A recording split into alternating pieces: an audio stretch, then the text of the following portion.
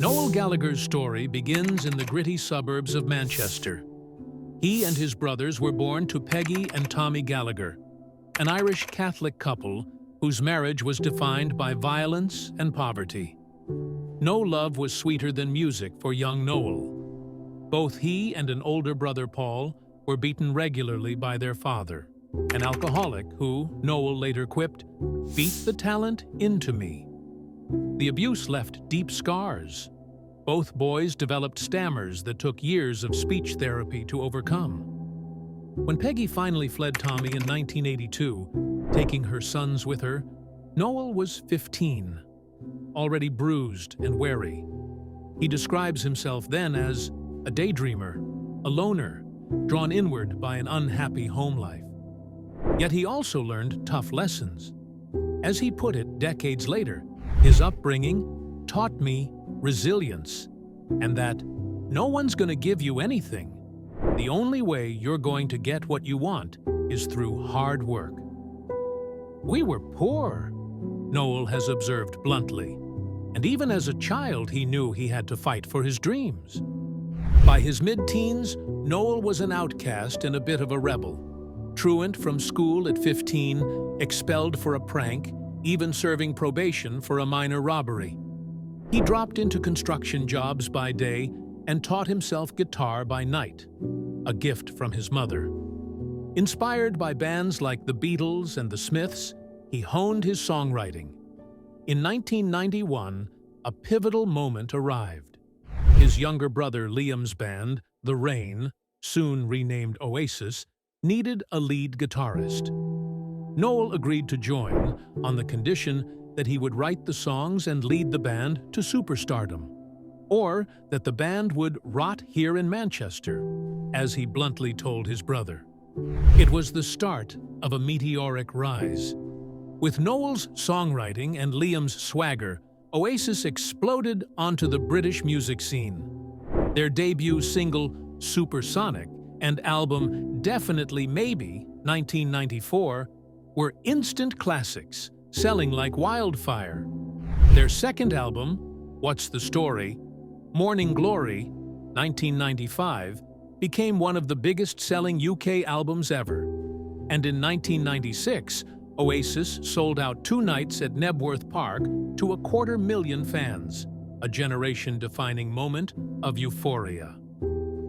Noel later reminisced about those early years as incredible, amazing, with glorious first Oasis albums, generation-defining gigs at Knebworth in 1996.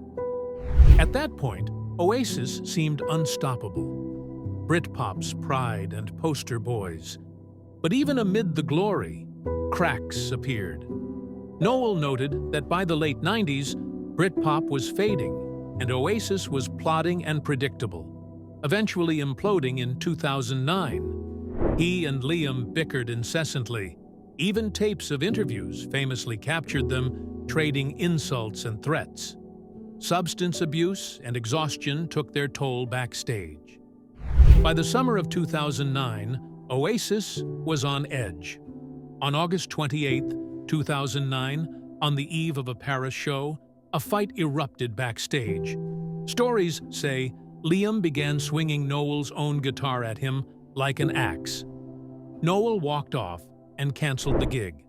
In a public statement that night, he told fans, "I quit Oasis tonight. I simply could not go on working with Liam a day longer." Days later, he elaborated in a letter that the verbal and violent intimidation from his brother had become intolerable. The band was done. Looking back, Noel has expressed mixed feelings about that moment. He acknowledges it spared more blow-ups, but he admitted ruefully years later, "Sometimes I think, I wish I had the memory of that gig. That would have been the way to go out." In other words, he wondered if staying might have made a fitting, if wild final show. A monumental, mad effing Oasis gig, as he put it. But by then, it was over. In Noel's words, he never had enough of Oasis. He had enough of him. Liam. After the break, Noel Gallagher emerged from Oasis determined to keep making music on his own terms. He formed Noel Gallagher's High Flying Birds and released solo albums and tours that earned respect. Yet away from the stage, he grappled with demons.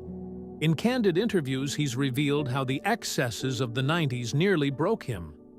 At Oasis's peak, around 1995 to 1998, Noel said he was taking cocaine every night, which triggered frightening psychosis. On a 2020 podcast, he confessed that the drug binges caused brutal, aggressive panic attacks, and even forced him to check into a hospital in Detroit. He feared he was having heart attacks on tour. A couple of times I thought, "Thing hell, am I gonna have a heart attack? Do you know what I mean?" In retrospect, he shrugged at the tabloids' wild stories.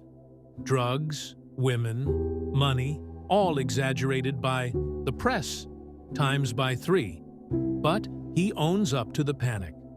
"I've had a few really brutal, aggressive panic attacks, which is why I quit."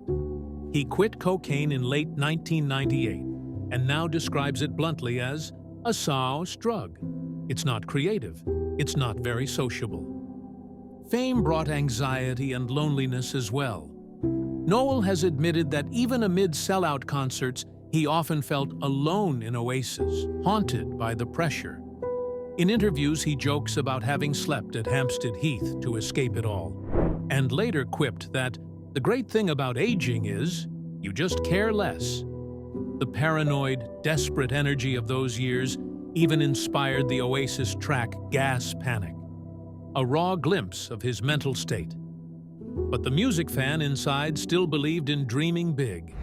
After Oasis, he still saw himself as a storyteller. He sold the myth of Oasis bravado with a grin, even as he privately longed for calm. Away from music, Noel's life has had its own drama. He married twice, first to Meg Matthews, 1997 to 2001. A split he handled with characteristic candor. Noel later admitted he had lied about cheating to expedite the divorce. In 2011, he married publicist Sarah McDonald, and they have 3 children together, 2 sons and a daughter named Anais. Fatherhood changed Noel in unexpected ways. He proudly emulated his own mother's toughness. "I'll be the same with my kids. I'll be giving out to them when I'm Peggy's age," he joked. He also bristles fiercely if his family is attacked.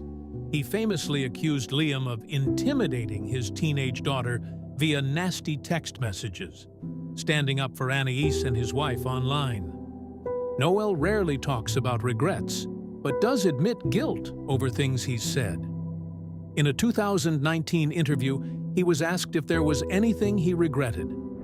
Without hesitation, he replied, "Regret? Absolutely not. You can't live your life with regrets. Life's too short." He clarified that he does feel bad when trolls target his nearest and dearest with abuse, but otherwise, he stands by his past. Indeed, Noel has always kept a sharp humor and unapologetic honesty about his life. He pokes fun at himself and the absurdity of rock and roll excess, once joking that if he sells the Oasis masters, he'll buy a plane, a yacht, a chimp with a top hat for himself, even as he acknowledges the toll of fame. Now, 57, Noel Gallagher is still on the road, his high-flying birds touring behind albums like 2023's Council Skies, and remains one of British rock's enduring icons. He's also getting up there in years. In 2024, it emerged that Noel suffers from arthritis in his knees and will need surgery to replace a joint. He laughed about it on his podcast. "I've got bad knees, actually. I've got to have an operation on my effing knee." It's a sign of the times for a rocker once racing at 200 miles per hour, but Noel takes it in stride. He recently noted his knees are like Liam's, a joke at his brother's expense, but said the surgery won't keep him down Perhaps the biggest surprise of Noel's current chapter has been the long-awaited reconciliation with Oasis. In August 2024, it was announced that Liam and Noel will reunite Oasis for stadium shows in summer 2025. When asked years ago if he'd ever play with Liam again, Noel always scoffed, but he admitted to Chris Moyles, "One should never say never, should one, when you're waving a check for $250 million." He meant, if the timing and stakes are right, stranger things can happen. For now, he seems quietly pleased that new generations are rediscovering Oasis's music, and he's ready to tell their story again on stage, even if only for a night. Through it all, Noel Gallagher has remained wry and self-aware.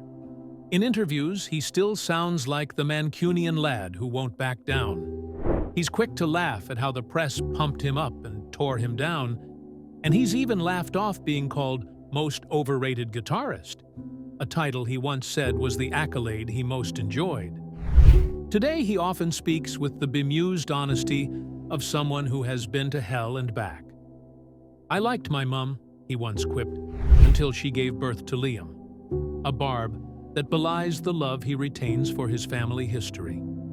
He remains fiercely proud of what he and Oasis achieved, and of speaking up for the working-class kids he still claims music should represent. Noel Gallagher's life has been shaped by hard knocks, from a violent home to shattered friendships, but he endures as the consummate survivor of rock and roll.